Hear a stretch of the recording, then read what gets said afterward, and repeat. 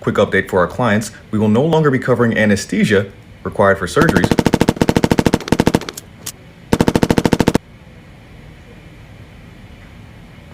After much deliberation... Hey, big dog. Let me get this off you real quick, player. What's happening? Yeah, so your anesthesia time just ran out. They said we can't keep you under unless you come up off some bread. Some bread? How much? About $4,500 for another hour. But I can do a 15-minute extension for about $900. Man, $4,500, I ain't got that. Yeah, man, but you want to set up a payment plan or you want to try to stay awake and hold this flashlight? So what we doing? Yo! Guys, this is a sign that direct action does work. If you are committed to a cause, you can affect change in your community. All it takes is one person to make a change. Yesterday, Blue Cross Blue Shield said that they weren't going to pay for any anesthesia care that went over a certain surgery time, and today they reversed it. All I have to say is timing, curious. I had to pull myself together to make this. So the same day that United Healthcare CEO gets off in the street, Blue Cross Blue Shield put out that they were going to start charging you for anesthesia if you go over their set time limit during your surgery. And then the CEO gets killed. And then just kidding, guys. Who sent out that message? We can't wait to give you as much anesthesia as you need.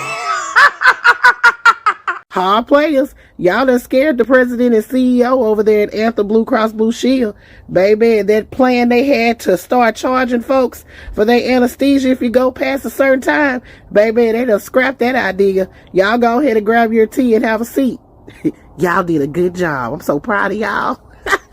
So as we all know, honey, Blue Cross Blue Shield was planning on instituting a policy change on December 5th that would have limited coverage of anesthesia based on specific time limits. Now, this whole policy actually came to light in early November when Blue Cross Blue Shield Anthem announced this, and anesthesiologists have been trying to raise the alarm on this. However, they weren't getting any traction, at least until the fatal shooting of CEO of United Healthcare, Brian Thompson. Baby, ever since then, this has been all over Annalise Keaton's internet. So Anthem Blue Cross Blue Shield issued a statement on loose leaf paper saying in part, there has been significant widespread misinformation about an update to our anesthesia policy. As a result, we have decided to not proceed with the policy change.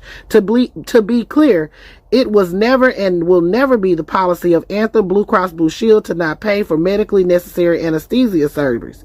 However, the proposed update to the policy was only designed to clarify the appropriateness of anesthesia consistent with well-established clinical guidelines.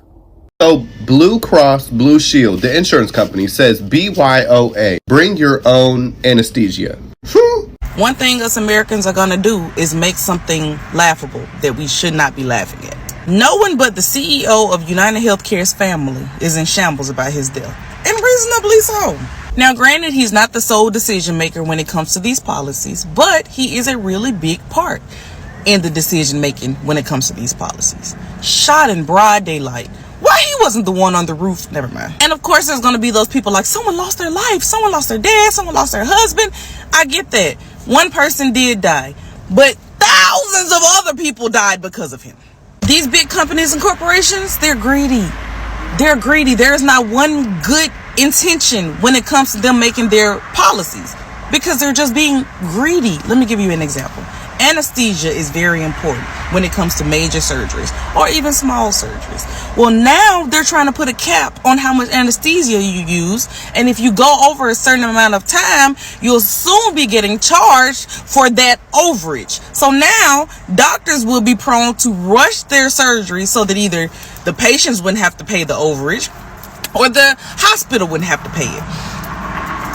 Anesthesia, that's like a really big thing. And I wouldn't be surprised if they try to get rid of the measures, the medications that a lot of women use to make their delivery more comfortable. Because they're just like, women didn't use anything then and they were just fine. It looks like an extra cost to me. And what's even wilder is they're acting like anesthesia is a natural resource. It's a fossil fuel. It's man-made. Make more of it. There's not a shortage. I can just see so many lawsuits coming from this. Doctors rushing infections, leaving stuff inside when they didn't mean to because they weren't paying attention to the body. They were paying attention to the clock. Oh yeah. So the next CEO of United Healthcare, I suggest that you tread lightly because these people don't play about their families. Okay, so you've heard some of the commentary from different people. Now, it is my belief that people are not simply heartless and just not caring of human life. However, there are real issues with our healthcare system in the United States, and most people just simply cannot afford healthcare, insurance, and overall healthcare costs. And the CEO of United Healthcare's assassination really is I think what people are seeing, a representation of the systemic issues. And I was thinking about it, and this incident really reminds me of the movie, a really old movie, with the name John Q. It starred Denzel Washington, and which he should have earned way more credit for, by the way. But if you haven't seen it, definitely watch it because it's a great example of the insurance company basically refusing to pay for Denzel Washington's character, John Q's son, and he needed this heart surgery. His life depended on it. He needed a new heart. And so the insurance company refuses, even though he's been paying into this system for years. And he decides to take the hospital hostage, the staff, including the surgeon, hostage, and forces the surgeon to do the surgery. And people were rooting for him, rightly so, because of the humanity of it. Like, people have been there. And it's just all these unjust things that happen. And at some point, people become fed up with the systemic issues that are just simply unfair to people. So that's my reaction. Let's hear more reactions from folks that basically say they don't care about what happened. And also, if they were asked to be a witness, they would just simply not help in any way because they do see the assassin as a hero. He made $10 million and had 72,000 shares in the company's stock, and he purposefully used bad AI to deny elderly people life-saving health care in order to drive the price of the stock up and enrich himself. He killed people's grandparents for money, and you all rushed to his defense. Y'all cannot tell the difference between right and wrong. Sir, about the United Healthcare CEO that was murdered? Do we have any eyewitnesses? Only a few. Most people said they're actually considered legally blind. How is it New Yorkers never see crime? They all see a homeless man shitting on the subway. What did the people who can actually see say? One said delighted, another overjoyed. A man lost his life. One sent thoughts and CoPays. Well, that's not right. And one said they had a Titan submersible level of empathy. Did the investors he was meeting see anything? No, they just stepped over his blood to start the meeting on time. Seems a little heartless. We have released a picture of the suspect. Oh, he's so hot. How about that jawline? He may have just murdered someone. That's not a red flag. Well, at least he didn't gaslight him. Oh yeah, this is better. Also looks like 58% of under 30 finance bros. He's not a finance bro. He's a trained assassin. What makes you say that? His firearm had a silencer on it. Maybe he just grew up playing GoldenEye. Does anyone have motive? 29 million upset United Healthcare customers? That narrows it down. The bullets had delay and deny on them, which are tactics they use to not pay medical expenses. We don't know it was an unhappy customer. Well, United did make over $20 billion last year. Good for them. But they did so by having AI wrongfully deny 90% of elderly patients care. That's not great. And they buried medical reports. Bad look. And they paid off doctors for rubber-stamped recommendations. Okay, but why take it out on the CEO? Because he personally made over $10 million last year? That doesn't make him a bad guy. No, but it does make him a dead one. Oh, no, I ain't seen nothing. I ain't seen nothing. Matter of fact, I'm blind in my left eye and 43% blind in my right eye. I don't see much of nothing. Matter of fact, I can't even see you, sir. Oh my god, did you see? He just walks up and blasted him point blank. I know, it's awesome. Excuse me, have you seen this man? I'm sure you've heard of the CEO, but his killer is still out there, and if you have any information that'll help us... I don't know what you're talking about. I have never seen that man in my life. Sir, please. Matter of fact, we have to find him. He's still out there. He's armed and dangerous. He can strike again. Imagine what's going on. Could be next. What if it's Elon Musk? Oh my god, y'all are so evil cheering on the death of that CEO. I could never. Well, I can. In fact, let me do it for you. I think that y'all are having a hard time understanding what this means for people. In America, when you go to a hospital, you are then, most of the time, for most working class people, saddled with thousands of dollars of debt that you can just never get out of. In fact, this debt affects 19.8% of Americans. A lot of us have medical debt. I pushed a child out of my cooter, okay? A 33-hour painstaking labor to bring life. My pum pum bring life. And I was saddled with a medical bill that I could not afford, so it had to go to collections, and I had 2 insurance carriers.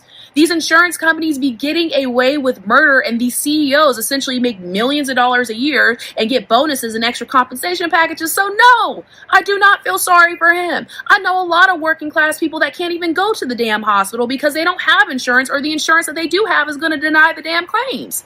And y'all know United be denying them damn claims. I was talking to some of my homegirls. I was like, yeah, y'all heard about that United CEO? And one of them literally said, yeah, oh well, like United been shady. So I'm sorry if we don't feel bad for the guy that made these horrible policies that have saddled quite a few of us with a lot of damn medical debt. No, I don't feel bad for the Millionaire CEO that was shot. It's unfortunate.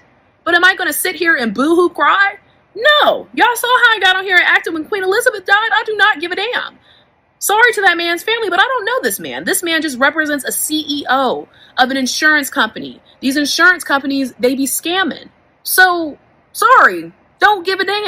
I don't get why y'all are saying shots and prayers. Oh my God. I don't get why some insurance companies aren't covering anesthesia for full-length surgeries. Despite making billions of dollars in profit over the last couple of years, I don't understand why they wouldn't cover anesthesia. I don't understand why some insurance companies are jacking up the rates and providing less services while making billions of dollars in record profits. Here's the thing. When we say there's no ethical billionaires, that's exactly what we mean. There's no ethical billionaires. They don't become billionaires because they work hard and they pull themselves up by their bootstraps. Like, that's not what happens. They become billionaires because they exploit people like me and people like you. So why would I feel sorry for the person that is exploiting me? Why would I feel sorry for the person that has their foot on my neck? Like, you get what I'm saying? I'm not joyful about it. Like, I'm not going to go running down the street. Like, thank you, G. Like, actually, you know what? Hell yeah. Hell yeah, I might do that actually. Because like I said in my last video, I had a child.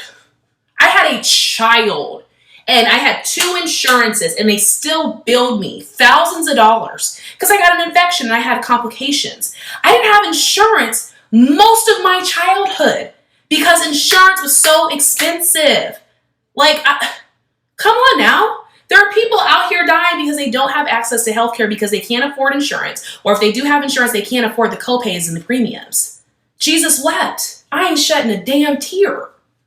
I was really tripping off of her saying my poom poom bring life.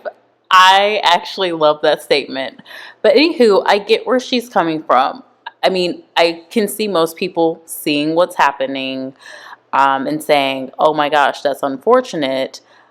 But I can imagine why this may have happened, and you don't have a ton of remorse for certain people, right? If there are good people in the world and they pass, most likely people overwhelmingly will be missing them and, you know, sending regards and being really sad about it. But when people that are deemed not good for other humans, well, people are not going to be as remorseful. So I imagine that man's family is very, well, we don't even know. I haven't heard from the family, but obviously, you know, people can have sympathy for the family for what happened.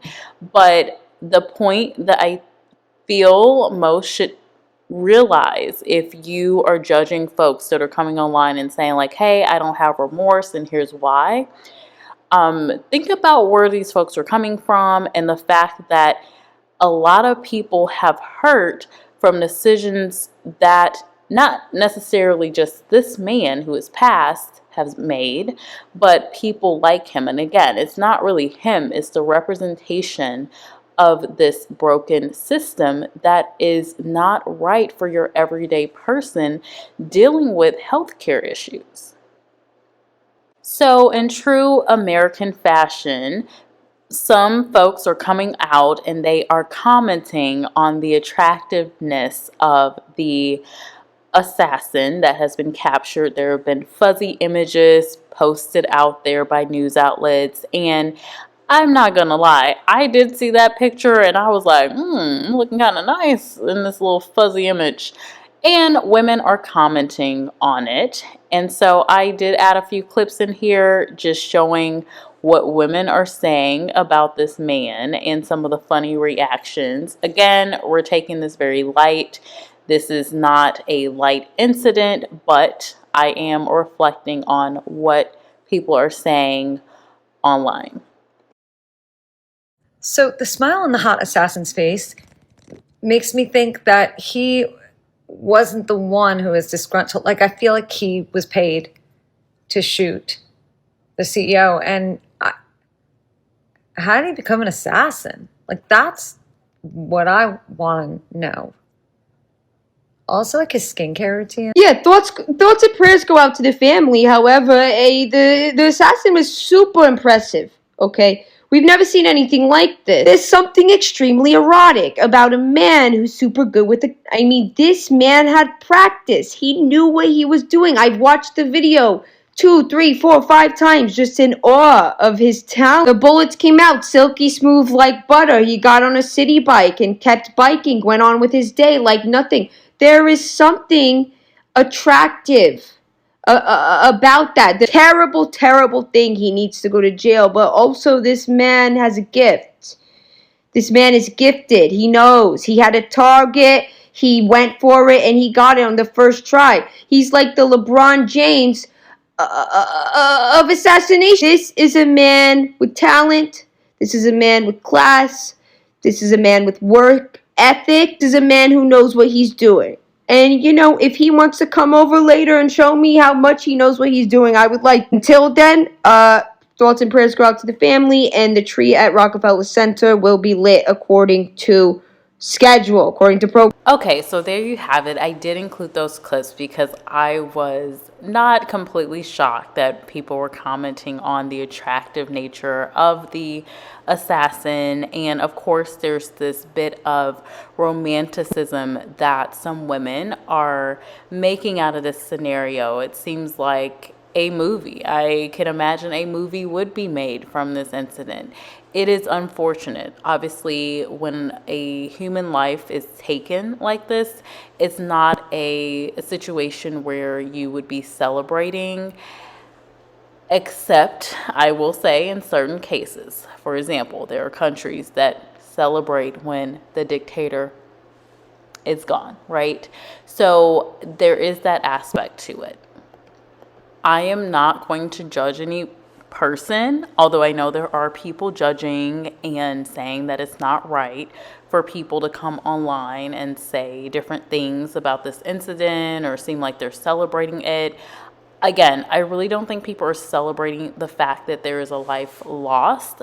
I think people are speaking up about the incident because of what it represents. It represents people being fed up with what's happening with these systems that are unfair, and that there may be a chance of things changing, right? Especially when you see that, okay, well, after this incident, consequently, another insurance company has changed their plans, which would have made things very difficult for people trying to get surgeries and different procedures where they need anesthesia. So let me know what y'all think about this whole incident and the commentary. And if you're able to, if you have not seen the movie John Q with Denzel Washington, and oh my gosh, there's this beautiful woman who co-starred with him, and I cannot remember her name, but it's a movie that I feel is very fitting for this incident. If you check it out, let me know, and I will talk to y'all later.